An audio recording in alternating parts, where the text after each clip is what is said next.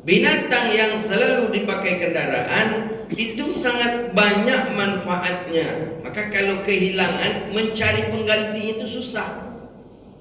Jadi Nabi melarang itu supaya jangan berketerusan nanti sahabat setiap tak ada makanan sembelih aja, pokoknya apa aja lah. Pokoknya dapat kuda langsung aja, dapat keledai langsung saja. Nggak, tengok dulu kalau dia ni bisa mencari uang, bisa mencari umlah, bisa kita pekerjakan, jangan dia carilah binatang yang lain. Begitu Islam menjaga agar berlangsungnya ekonomi yang baik. Bismillahirrahmanirrahim. Bapak Ibu hadirin yang dirahmati Allah Subhanahu wa taala. Kita lanjutkan kajian kita Kitabil Mukhtasar fi Sahih al-Imam al-Bukhari Al-Bahjatun Nufus lil Imam Abi Jamrah rahimahullahu taala, hadis tahrim akalul humrul ahliyah. Hadis tentang larangan memakan humru, binatang keledai ahliyah yang ditunggangi atau yang dipekerjakan. Nah, ini keledai bagaimana pula nanti dengan sapi, kerbau yang dijadikan bendi segala macam tunggangan dan lain sebagainya. Qala bismillahirrahmanirrahim. Hadis di dalam Sahih Imam Al-Bukhari. Hadis daripada Ibni Abi Aufa radhiyallahu anhu. Ini hadis dalam Sahih Imam Al-Bukhari. Sahabat Nabi yang bernama Abdullah ibni Abi Aufa. Jarang-jarang kita baca nama beliau ini. Sahabat Nabi namanya Ibnu Aufa, Ibnu Abi Aufa. Jadi Abdullah ibni Abi Aufa. Aufa itu nama laki-laki sahabat Nabi. Tiba di Indonesia nama Aufa itu perusi kebanyakan. Ada Aufa Yumni, ada Aufa Yumna. Aufa laki-laki sahabat Nabi. Abi Aufa, ibni Abi Aufa. Siapa orangnya ibni Abi Aufa ini? Sahabat Nabi sallallahu alaihi wasallam yang beliau ikut beberapa perang dengan Sayyidina Rasulullah sallallahu alaihi wasallam. Dan beliau ini termasuk orang yang ikut Bai'ur Ridwan, Syajaratul Ridwan, ya, berbai'ah dengan baginda Nabi sallallahu alaihi wasallam di bawah satu pohon. Maka bernamalah perjanjian itu disebut dengan Syajaratul Ridwan, pohon Ridwan, Syajaratul Ridwan. Beliau ini sahabat Nabi sallallahu alaihi wasallam yang terakhir meninggal di kota Kufah. Kufah itu di mana? Kufah di Irak. Nah, bukan di Kuansing. Di Kuansing itu Kopah. Ya, Kopah katanya. Kopah kata orang Kuansing, Kopah itu Kuansing. Kalau Kufah itu di Irak. Kalau Kopah itu di Kuansing. Jadi Kufah di Irak ini daerah yang dahulunya menjadi sumber ilmu dan kota besar, dua dulu di Irak. Jadi Irak itu lebih maju daripada seluruh negara-negara manapun dulunya. Dari Makkah, Madinah belum ada apa-apa lagi. Belum orang Makkah menjumpai minyak, belum orang Madinah menjumpai minyak, orang Basra dan Kufah sudah megah dari dulunya. Makanya siapapun di antara raja-raja, siapapun di antara orang kaya, kalau belum sampai dia ke Basra dan Kufah, itu belum diakui kekayaannya. Begitulah dulu saking majunya daerah Basra dan Kufah. Sampai mengaji pun begitu. Siapapun orang alim dulu kalau belum mengaji ke Basra Kufah, itu belum diakui kealimannya dulu. Maka kita baca riwayat-riwayat ulama, pasti mengajinya ke Basra, kalau tidak Kufah. Basra Kufah, Basra Kufah. Karena itu sentralnya, sentral ekonomi, sentralnya ilmu di Basra dan Kufah.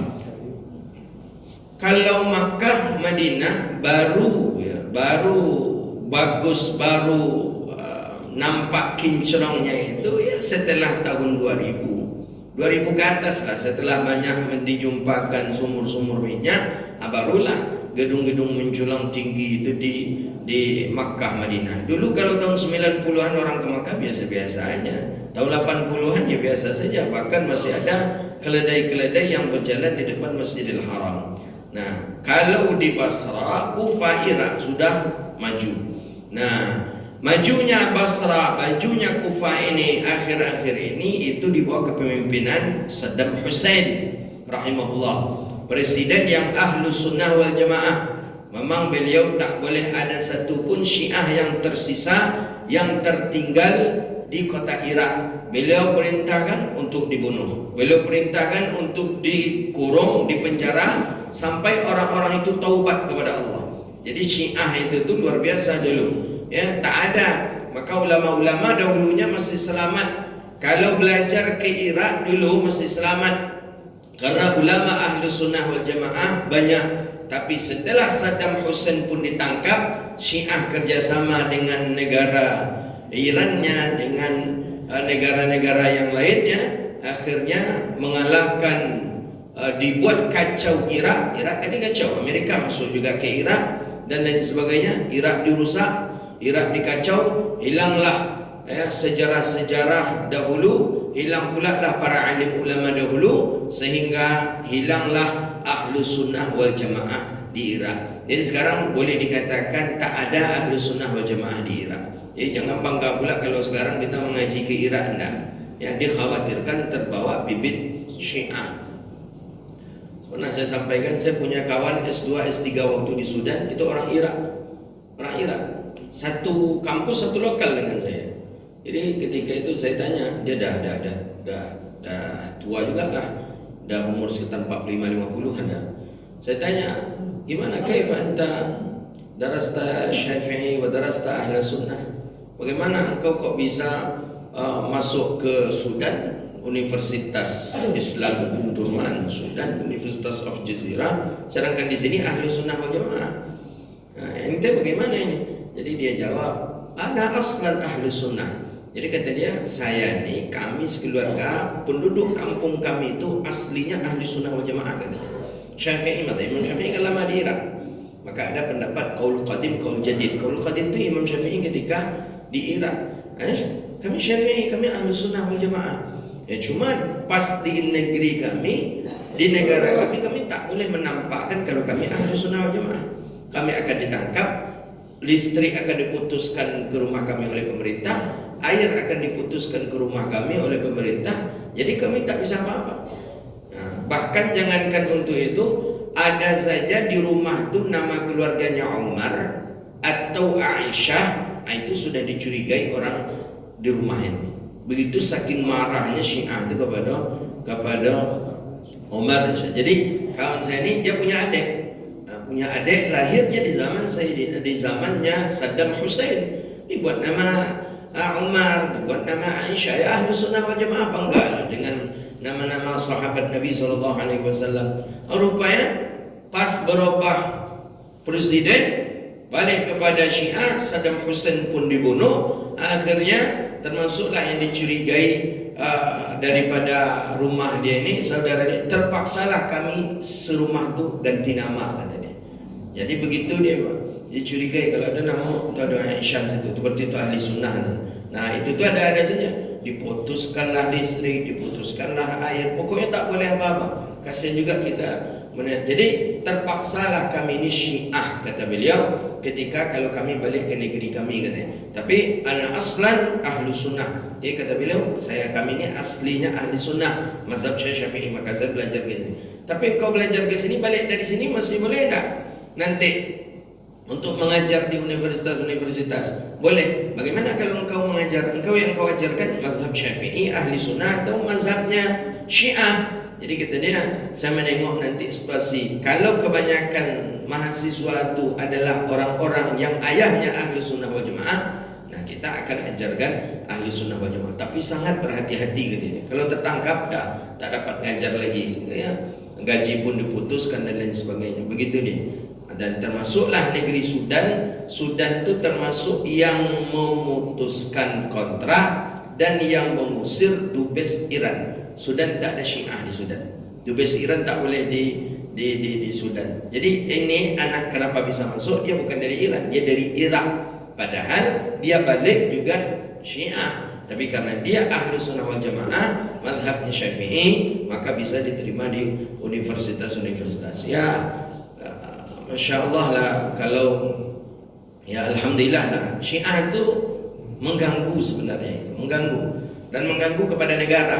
Kalau pemerintah tidak cepat ngeh, dia tak cepat sadar tentang pergerakan Syiah, nah habis. Syiah itu mengganggu kepada tatanan negara, merusak kepada tatanan negara. Maka sudah layak Syiah, Ahmadiyah itu dibubarkan, sudah layak, karena mengganggu kepada tatanan negara, merusak negara. Itu buktinya beberapa negara yang hari ini dikuasai oleh Syiah. Nah, diantaranya di Irak. Irak payah mencari sekarang tuh ahlu sunnah wal jamaah. Padahal daerahnya dua, ada Basrah, ada Kufah. Yang orang setiap siapa saja yang dahulunya itu mesti ke Basrah, mesti ke Kufah. Nah, Abdullah ibni Abi Aufa ini meninggalnya beliau di Kufah, dan beliaulah meninggal terakhir kali di Kufah. Jadi kita tidak mendengar ada para ulama yang ziarah ke Kufah hari ini, tak ada. Ada ulama ziarah ke Basrah, ke Irak, tak dengar kita. Tapi ulama ziarah ke Mesir ada banyak kita dengar. Ulama ziarah ke Yaman, ulama ziarah ke Jordan, ulama ziarah ke mana lagi, ke Turki, ulama ziarah. Tapi kalau ke Iran dengan Irak tak ada. Jadi jawabannya kenapa? Karena daerah itu sudah dikuasai oleh Syiah. Nah, Syiah yang menguasai negara. Syiah berbahaya, Syiah apalagi kalau Syiah punya konsep pula ada Quran yang bisa direvisi, itu sudah fatal, itu sudah gagal gitu. Maka hati-hati kita. Di Indonesia ada Syiah, ada di Indonesia ada Syiah. Maka mereka sempat memperingati hari Karbala ketika tanggal 10 Muharram mereka peringati di Jakarta. Nah, ini bahaya nih, kalau tidak cepat pemerintah sadar tentang bahayanya mereka, nah bisa akan berakibat kepada perang saudara, dan bisa jadi seperti yang terjadi halnya di Irak. Imam Ibnu Abi Aufa ini sahabat Nabi yang mendengarkan langsung hadis dari Rasulullah. Kata Nabi, al-jannatu, surga itu kata Rasulullah sallallahu alaihi wasallam, tahta zilli sayf, di bawah bayangan-bayangan pedang, di bawah kilatan pedang. Itulah surga. Maksudnya apa? Siapa yang ia ingin masuk surga, memang jihad fi sabilillah. Tidak ada lagi jihad fi sabilillah. Jihad fi sabilillah pertama, orang yang disebut dengan jihad fi sabilillah pertama a'lauddin, mereka meninggikan agama. Perang karena agama, bukan perang karena apa-apa. Bukan perang karena suku, bukan perang karena kampung, bukan perang karena harta, bukan. Li'i'laiddin, itu tanda jihad tu fi sabilillah. Kedua, wa annal uduwwul kuffar, bahwa musuhnya itu kafir, itu yang jihad fi sabilillah. Tapi kalau pergi demo, yang di demo tu presiden seorang muslim, itu bukan jihad fi sabilillah. Yang salah-salah dulu gitu. Mendemo wali kota, mendemo gubernur, mendemo DPR yang mayoritas mereka muslim. Mati kita, itu bukan mati fi sabilillah itu tu. Makanya teriak dulu takbir, Allahu Akbar. Apa lu cara takbir di situ tu? Yang dikritik muslim DPR-nya, yang dikritik ya muslim gubernurnya, yang dikritik muslim wali kotanya, bukan jihad fi sabilillah. Mengkritiknya boleh, silakan, demo ya boleh juga. Ada ulama berbeda pendapat, ulama ada yang mengatakan boleh demo, ada yang tidak. Tapi yang kita garis bawahi di sini adalah bukan jihad fi sabilillah. Jadi yang disebut dengan jihad fi sabilillah li'ilauddin, meninggikan agama, menghidupkan agama. Yang kedua, wa'uduwuhul kuffar, musuh itu kafir. Nah, itulah yang dia jihad fi sabilillah. Ini ada di Palestina hari ini. Ini ada di Hamas hari ini. Maka oleh karena itu yang dilakukan Hamas mutlak murni fi sabilillah. Musuh mereka kafir, ya. Mereka menyelamatkan Aqsa, mereka memperjuangkan hak mereka, fa innahum fi sabilillah. Orang yang jihad fi sabilillah tak ada ruginya. disebutkan di hadis sebelumnya apa? Jika dia balik pulang, menang, dia dapat harta ghanimah. Kalaupun dia balik pulang tak dapat harta ghanimah, dosanya sudah diampuni oleh Allah. Kalau dia tak balik pulang, meninggal di medan perang, falahul jannah. Nabi mengatakan dalam hadis sahih, dia sudah masuk surga. Jadi perang dalam Islam tak ada konsep kalah dalam Islam, tak ada dalam perang. Makanya sahabat Nabi itu semangat dia perang. Kenapa? Tak ada kalah dalam Islam. Mati di medan perang, masuk surga. Balik pulang dalam keadaan selamat, kalau menang dapat ghanimah, harta perang, rampasan perang. Kalau tak juga dapat rampasan perang, dia sudah mendapatkan peluangan ampunan dosa daripada Allah Subhanahu wa taala. Maka dalam Islam tak ada istilahnya perang kalah kita, tidak ada dalam Islam. Maka oleh karena itu, beliau mendengar langsung dari Rasulullah, surga itu di bawah kilatan pedang. Maka dahulu sahabat Nabi SAW mencari surga cukup dengan perang fi sabilillah. Ketika mereka meninggal dunia di medan perang, mereka sudah mendapatkan surga Allah Subhanahu wa taala. Nah, begitu dia. Jadi dulu yakin para sahabat. Hatta an sampai hari ini orang-orang pun di Palestina masih yakin dia bahwa perang itu bagian daripada surga, menggapai meraih daripada surga Allah Subhanahu wa taala.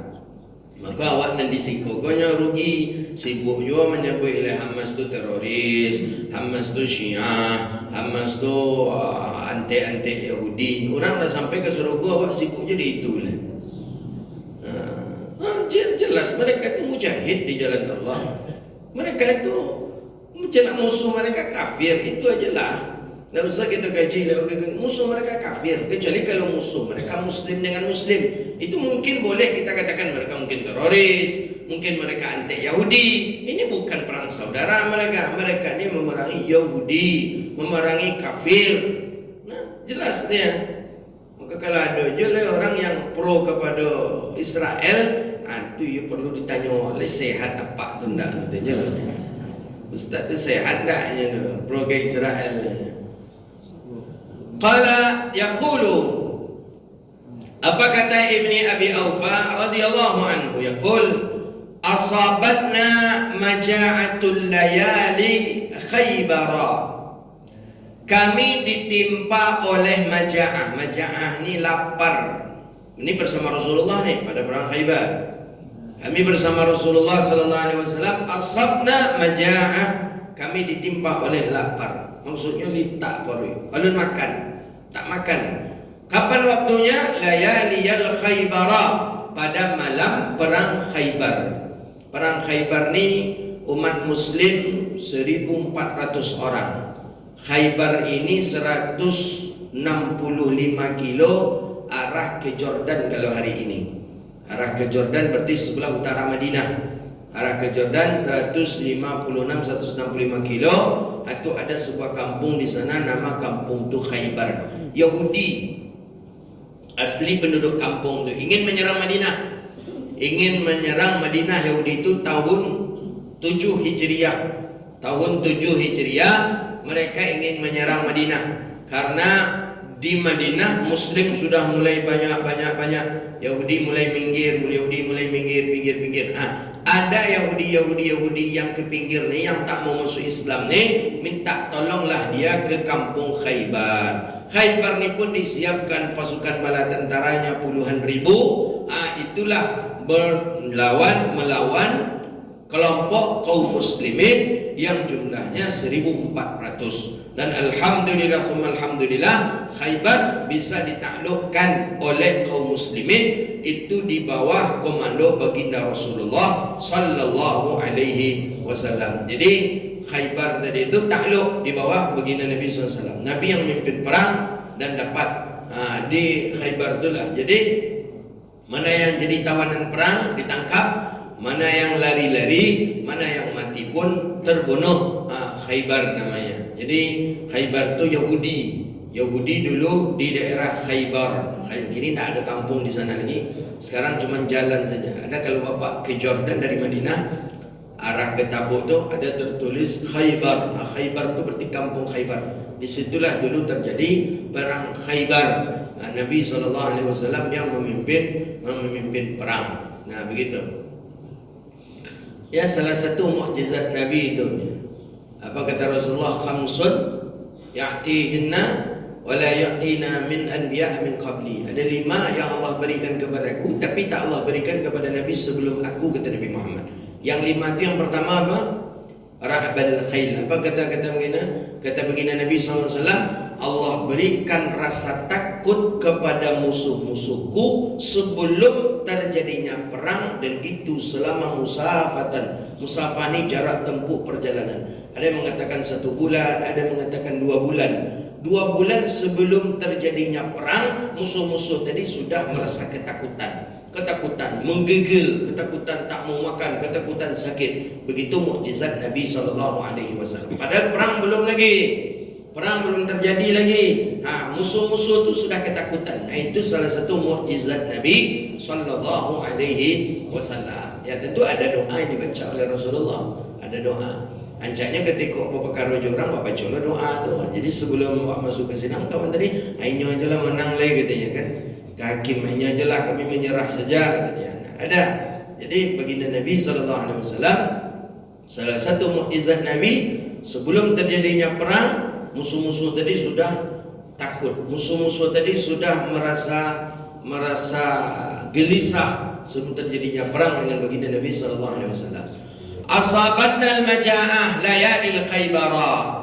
Kami ditimpa oleh rasa lapar pada malam Khaybar. Ini pendengar Nabi SAW. Kata Ibni Abi Aufa, falamma kana yaumal Khaybar, maka manakala pada malam Khaybar itu, waqa'na fil humuril ahliyah, ada keledai tunggangan milik orang kampung. Jadi orang kampung Khaybar tu, Yahudi itu ada keledai. Yahudi lah lari lah. Yahudi yang lari, yang tertangkap wanita dengan anak-anak dengan orang tua tu jadi tawanan perang. Ada humurul ahliyah, ada keledai yang jadi tunggangan mereka Yahudi tadi. Dek para sahabat kolita fanaharnaha, kemudian kami tangkap keledai tadi, fantahnarha, kami sembelih keledai tadi. Keledai punya Yahudi lah lari. Ya. Kalau bukan masalah halal haram, mencuri itu bukan mencuri. Itu harta, namanya harta ghanimah. Atau harta, ada harta faid. Harta itu dua, ada harta faid, ada harta ghanimah. Ghanimah rampasan perang.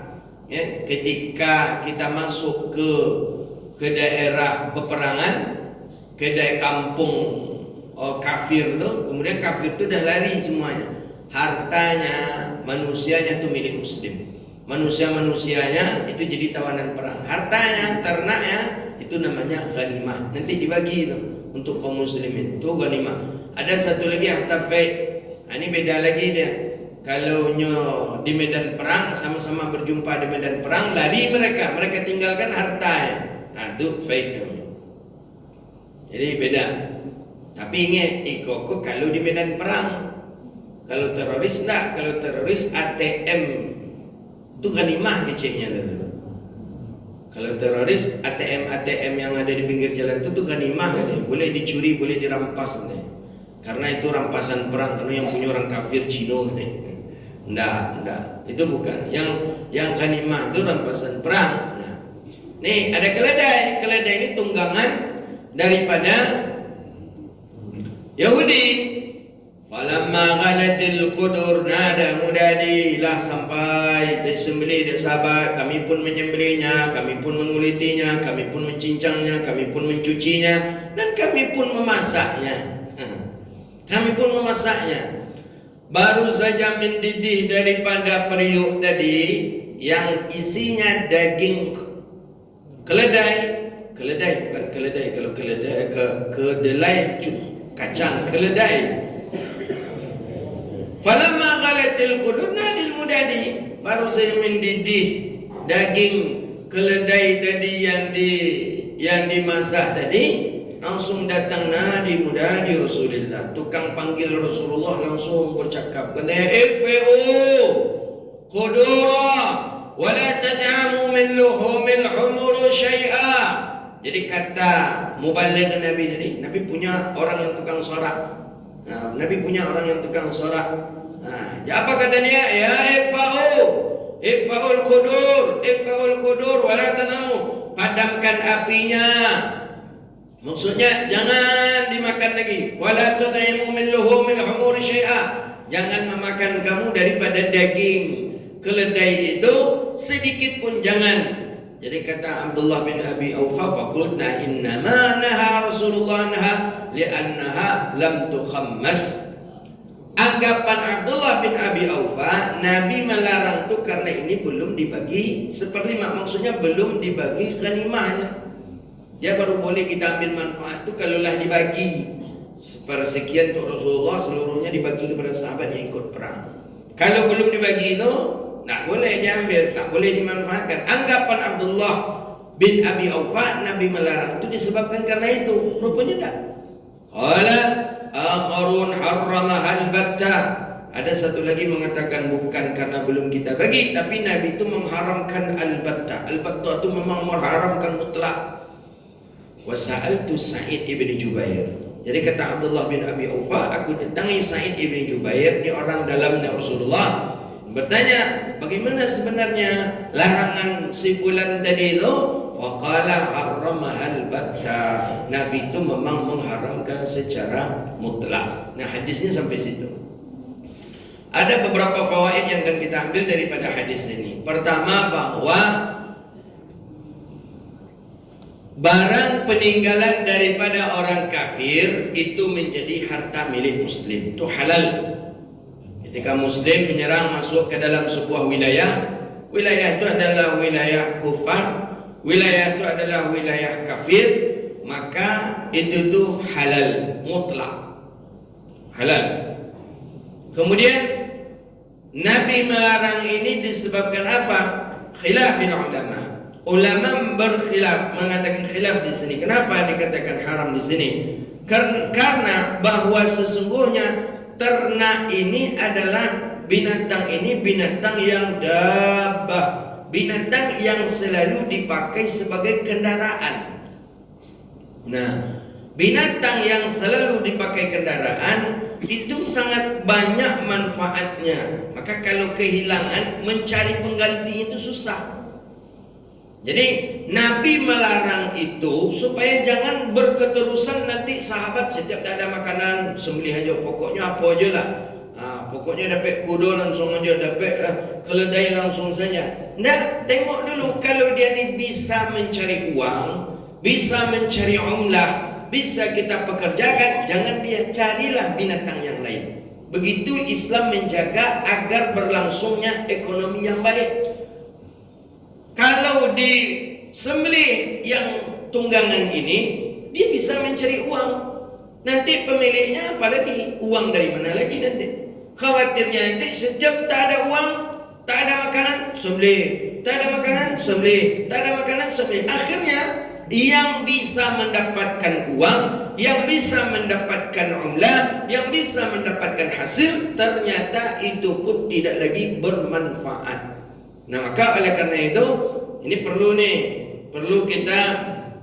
kita pahami bahwa begitu juga dengan binatang ternak yang lainnya. Sapi bisa membajak, sapi, kerbau bisa dijadikan bendi, bisa untuk mendapatkan uang, bisa kita pekerjakan. Maka dalam pandangan syariat menengok kepada asas manfaatnya, maka lebih elok cari binatang yang lain dibandingkan dengan binatang itu untuk kita konsumsi. Nah, begitu dia.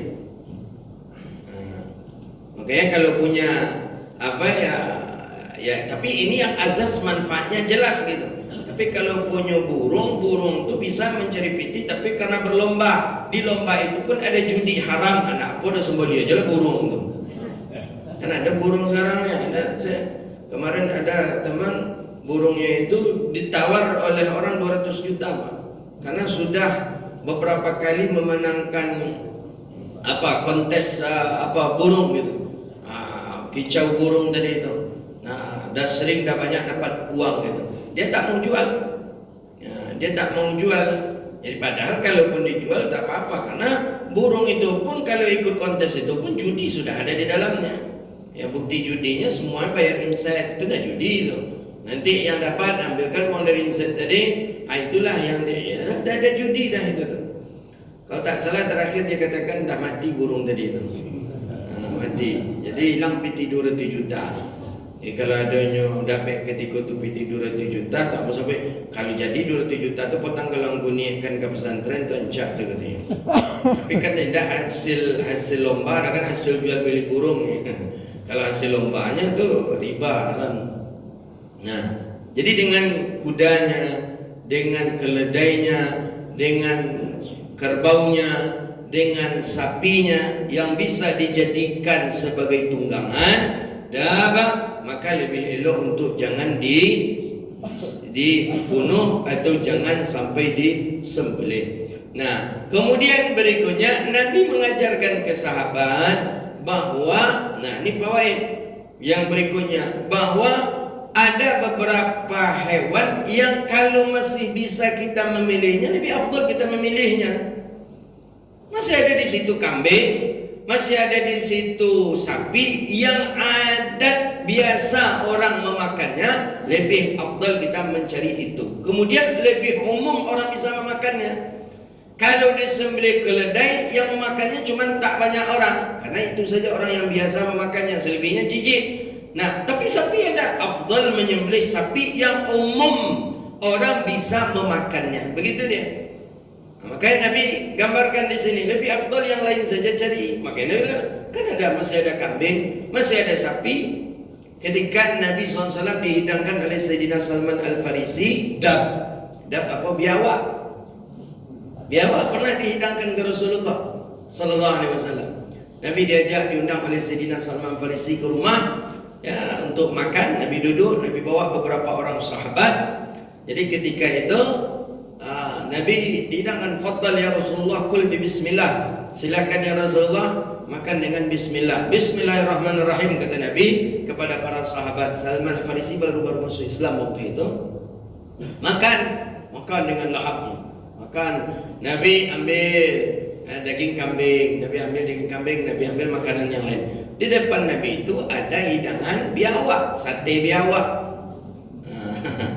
Jadi sahabat yang di sana suka daging itu. Nabi tidak aja diambil dari Nabi itu. Menarik katonga sogan pun Nabi bang. Kalau awak mungkin itu nak makan nampak ada mana Nabi suka nyawa tu awak katanya. Kalau sahabat tak tolong boleh itu bang, entah aja. Tengok je apa lah tidak dimakan dari Nabi. Apa tidak dimakan dari Nabi. Kau kawan memang nionya daging itu tu, daging biawak tu sukanya. Tapi Nabi nak dimakan. Macam mana ni? Akhirnya sahabat memberanikan diri ke Rasulullah SAW. Ahadalah ya Rasulullah. Jadi sahabat bertanya, ini halal ya Rasulullah? Kecil sahabat nendak. Kalau makan ke sudah ada itu tu lanjut terdi apa lah dah. Kalau saja. Alunnya dikakuk lah dah. Jadi sahabat ni memang menaikkan diri. Ahadalah ya Rasulullah. Itu tu halal tak ya Rasulullah? Halal tak ya Rasulullah? Nabi yang tahu aja. Nabi diam aja Nabi. Kau makan ke sudah? Halal ya Rasulullah. Halal ya Rasulullah. Nabi diam aja. Nabi tak ada makan. Nabi ambil yang lain.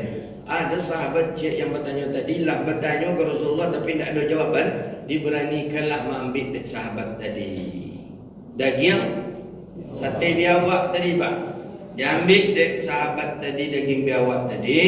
Kemudian dimakanlah dek sahabat tadi daging biawak tadi. Nabi tak marah, Nabi tak melarang, Nabi juga tak menyuruh. Nah, disitulah ada sebuah kaidah mengatakan as-sukutu yahkamur ridha. Sukut diamnya Nabi itu menghukum kepada ridha atau halal. Diamnya Rasulullah. Tapi Nabi tak mengatakan halal. Kenapa Nabi tak mengatakan halal? Kalau halal, mengapa Nabi tak makan? Nabi juga tak mengatakan haram. Ya, saya kena makan ambil. Itulah dia. Makanya Nabi tak makan, Nabi makan yang lain saja. Nabi makan yang lain. Nabi tak memakan biawak tadi. Yang memakan biawak tadi itulah dipakai oleh sebagian mazhab bahwa biawak dan keturunan-keturunannya itu halal. Termasuk buaya. Buaya itu kan keturunan biawak tak? Kalau menurut orang Afrika, ya biawak itu termasuk anak buaya menurut mereka. Cucu buaya. Makanya kalau awak ke Afrika, biasa orang Afrika masak sate buaya itu biasa. Ya, buaya mereka masak, mereka sate. Kalau di kita enggak. Di mazhab kita Syafi'i enggak. Di mazhab kita Syafi'i kalau buaya ya haram. Kalau biawak masih mengikut kepada sebuah hadis tadi, as-sukut, diamnya Rasulullah sallallahu alaihi wasallam. Jadi Nabi melarang di sini ini karena masih ada yang lain. Mengapa harus itu disembelih? Kan ada sapi lagi, ada kambing lagi. Nah, mengapa harus itu disembelih? Nah, maka dalam Islam diajarkan, ya, kalau seandainya kita ingin menyembelih, ingin memasak sesuatu, masaklah yang aman nas, yang secara umum manusia bisa ikut makan bersama kita. Nah, waqala, kemudian fawaid yang ketiga, bahwa ada harta dia rampasan perang, itu yang disebut dengan ghanimah, lam tukhammas. Ini ghanimah ini rampasan perang. Ya, ghanimah rampasan perang. Harta ghanimah itu harta yang halal.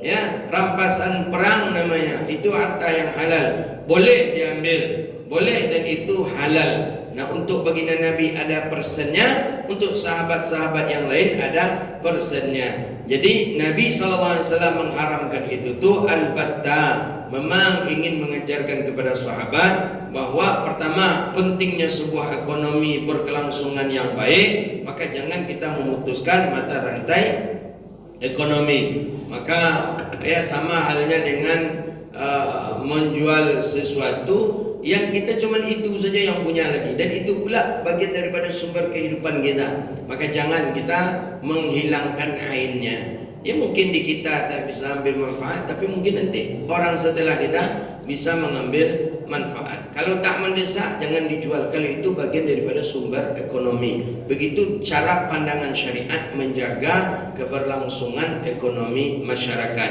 Nah, jangan awak punya ruko itulah, hasil sewa ruko itulah yang kita ambil dalam setiap bulannya.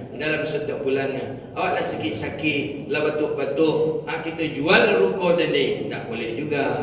Kenapa? Masih ada anak cucu kita yang akan mengambil ekonomi asas manfaat kepada itu, kalau masih belum mendesak untuk menjualnya.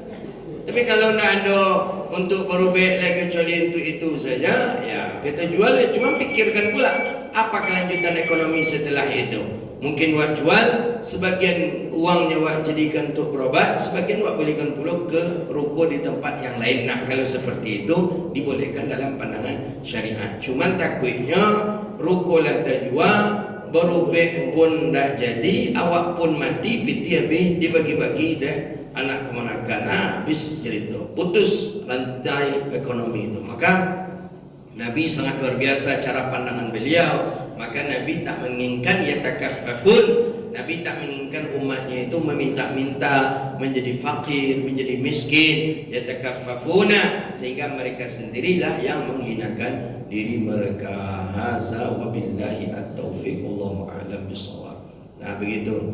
Jadi itu baru contoh daripada biawak. Jadi Nabi tak pernah makan biawak. Jangan dituduh pula Nabi pernah makan biawak. Walaupun dihidangkan Salman Al-Farisi, Nabi tak pernah makan biawak. Tak pernah. Ya, dengan sejenisnya begitu juga dengan buaya, apa segala macam. Tak, Nabi tak pernah memakan hal itu.